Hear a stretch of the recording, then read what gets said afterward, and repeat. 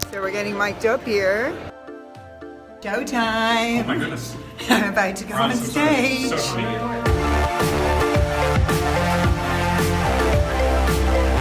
Good morning, Chicago.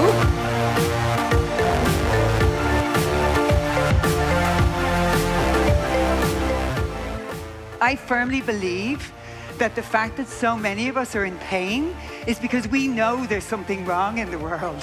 We know that things aren't right.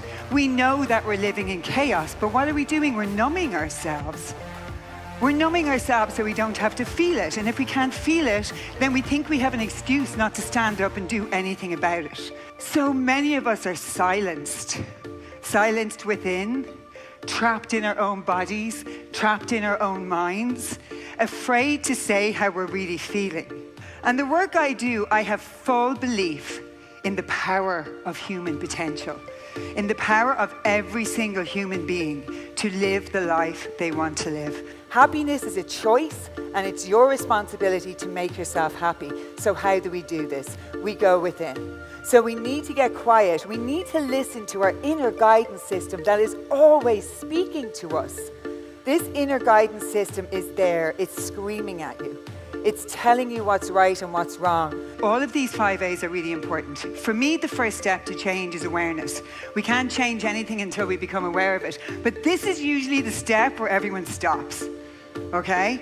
Because what happens when we become truly aware with an open and curious mind of who and where we are, you're going to see things that are not so nice, right?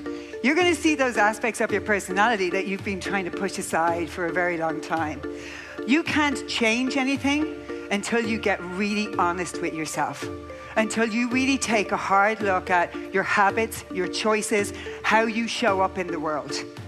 You cannot change unless you get real with yourself.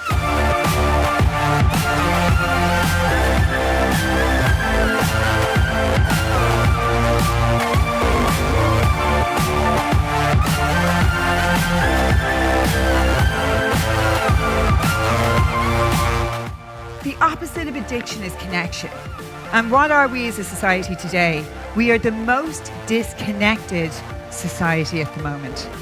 We are a disconnected people. We're disconnected from ourselves, we're disconnected from each other, and we're disconnected from Mother Nature. And what happens when people get disconnected? They get lonely, they look for pain relief, and they self-soothe. And they self-soothe with external things, trying to fill a void that can only be filled by spending time with yourself and bringing presence, compassion, and awareness into your life. We need to live more consciously to make a difference in our own lives and that of others. Self-care is in danger of becoming a little narcissistic in the world right now. Everything is about me, me, me, me. But the reason we go within and we connect within is so that we can connect with other people as well. We're here to help other people. We're not just here to help ourselves. But we can't help other people if we're completely disconnected from ourselves. I always bring it back to awareness, to remind us that it's the greatest agent for change.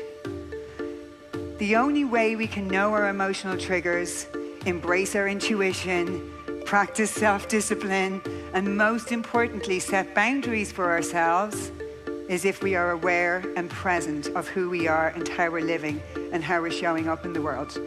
There is no other way to change unless you get to know yourself. The only relationship that you will ever have in this life that's constant is the one with yourself. Every other relationship will come and go. Your partners, your parents, your children. So does it not make sense to work on the most important relationship first? But we have to integrate those parts of us. We have to sit with them. We have to feel them. We have to live through them. And therefore we need to accept all of who we are. All of who we are. Everybody has a light and a dark side. Life works best when we're not swimming upstream. When we wake up and we go with the flow.